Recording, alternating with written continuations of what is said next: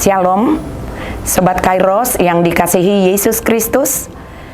Firman Tuhan yang memberkati kita pada hari ini diambil dari 1 Timoteus pasal yang pertama ayat yang kelima. Demikian firman Tuhan. Tujuan nasihat itu ialah kasih yang timbul dari hati yang suci, dari hati nurani yang murni, dan dari iman yang tulus ikhlas. Sobat Kairos yang dikasihi Tuhan, melalui nats hari ini sangat jelas dikatakan bahwa tujuan nasihat itu adalah kasih. Dan sumber kasih itu timbul dari hati yang suci, dari hati nurani yang murni, dan dari iman yang tulus ikhlas. Sobat Kairos, apa artinya hati yang suci, hati nurani yang murni, dan iman yang tulus? Hati yang suci dimaksud adalah hati yang bersih, tidak kotor atau cemar oleh hal-hal yang jahat. Dan hati nurani yang murni maksudnya adalah kita memiliki kesadaran akan hal-hal yang baik dan berguna. Sedangkan iman yang tulus ikhlas maksudnya adalah kita berpegang teguh pada kebenaran sejati tanpa ada kemunafikan di dalamnya. Sobat Kairos, di sini Paulus meminta Timoteus untuk menasehati para pengajar sesat yang sangat gencar mengganggu iman jemaat pada waktu itu. Dan tujuan nasihat itu adalah kasih. Artinya sekalipun pengajar sesat itu boleh dikatakan sebagai musuh karena telah membuat iman jemaat terguncang. Namun Paulus ingin agar Timoteus menasehati mereka dengan tujuan untuk menyelamatkan mereka, bukan untuk menjatuhkan atau mengalahkan mereka.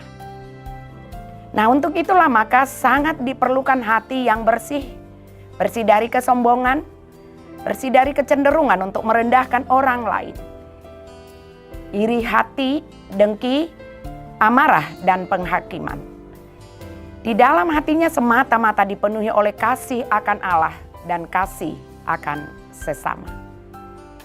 Sobat Kairos, untuk menyelamatkan orang lain kita juga harus memiliki hati yang murni. Artinya kita harus memiliki kesadaran atau pengertian tentang apa yang baik dan benar untuk dikatakan dan dilakukan. Harus ada hikmat Allah di dalam hati kita. Karena untuk membawa orang lain kepada kebenaran, kita juga harus memiliki iman yang tulus ikhlas dan tidak munafik. Kita tidak memakai kebenaran yang kita yakini untuk menekan orang lain atau untuk menghakimi dan menghukumnya. Tetapi kita sungguh-sungguh rindu agar kebenaran yang kita imani dan yang kita lakukan juga akan memerdekakan orang lain. Sobat Kairos, bagaimana agar kita memiliki hati yang bersih, hati nurani yang murni, juga iman yang tulus? Itu hanya mungkin kalau kita terus-menerus menyerahkan hati kita kepada Tuhan dan mengisinya dengan kebenaran firman Tuhan.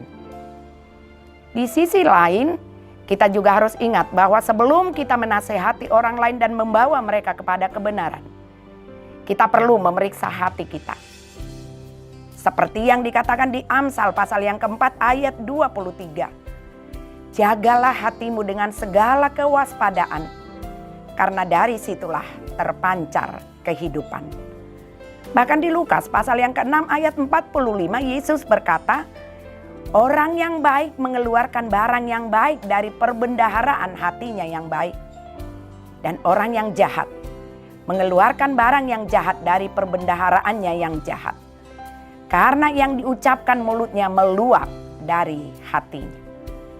Jadi ketika kita menjaga hati kita dengan penuh kewaspadaan dan mengisi perbendaharaan hati kita dengan kasih dan kebenaran Allah, maka yang keluar dari mulut kita adalah kata-kata nasihat yang penuh hikmat, perkataan yang membangun, perkataan yang penuh kasih dan kebaikan, dan juga punya kuasa untuk mengubahkan orang lain. Sobat Kairos, memang ada kalanya nasihat kita ditolak, niat baik kita disalah mengerti. Tetapi kalau motivasi kita adalah kasih, maka kita tidak perlu merasa terluka, apalagi menyerah. Karena seseorang berubah itu semata-mata adalah pekerjaan Roh Kudus dan juga keputusan orang tersebut. Oleh karena itu, Yang terpenting, mari kita lakukan bagian kita dan terus doakan dia dengan penuh kasih. Maka baiklah kita terus lakukan komitmen kita. Terus hidupi firman Tuhan agar hati kita dipenuhi oleh kasih, hikmat yang dari Kristus. Dan kita dipakai Tuhan menjadi duta keselamatan bagi jiwa-jiwa di bumi ini. Amin.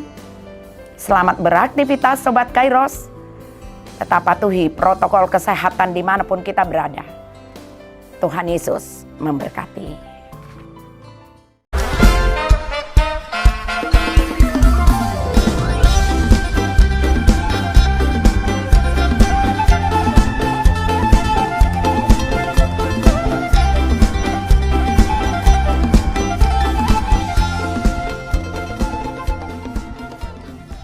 Tahun ini merupakan tahun yang bernuansa kesatuan hati bagi seluruh gereja HKBP. Kita telah menetapkan orientasi pelayanan tahun 2022 sebagai tahun kesehatian di bawah terang tema sehati sepikir dalam satu kasih, satu jiwa dan satu tujuan dari Filipi 2 ayat 2. Dan subtema mewujudkan kesehatian dan kesetiakawanan bagi gereja, masyarakat, dan bangsa.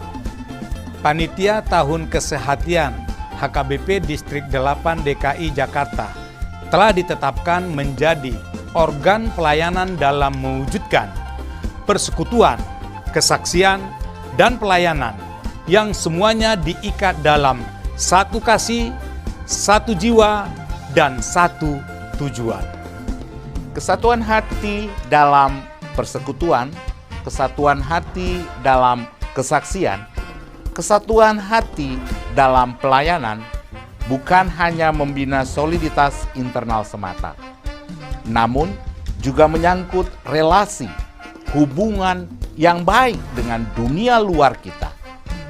Maka untuk mewujudkan kesehatian yang nyata dalam kehidupan warga gereja, Panitia Tahun Kesehatian HKBP Distrik 8 DKI Jakarta berkomitmen untuk berkarya dalam program-program kreatif dan relevan dan bernilai tinggi untuk menguatkan visi dan misi kerajaan Allah di dunia ini.